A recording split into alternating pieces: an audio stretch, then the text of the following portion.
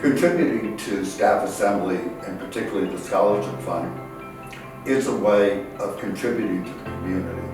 You should donate to Staff Assembly's Spark campaign because we're offering opportunities for staff members to receive scholarships for professional development. So I think if you invest in Staff Assembly, if you can send a few dollars to Staff Assembly, it's a way of investing in staff, investing in yourself. You're donating to the development of your fellow staff members at UCLA. It's wonderful to see that staff were able to improve their status on campus through the Staff Assembly Scholarship. Some took extension classes, others went to conferences. Others, and it's the same thing that you might spend on a cup of coffee. Well, I think coffee's more than that now, as a matter of fact, right? So as opposed to spending money on that cup of coffee, go ahead and put it towards Staff Assembly, and you will see it come back again tenfold. When you multiply that by 100 staff members, that would give an additional scholarship.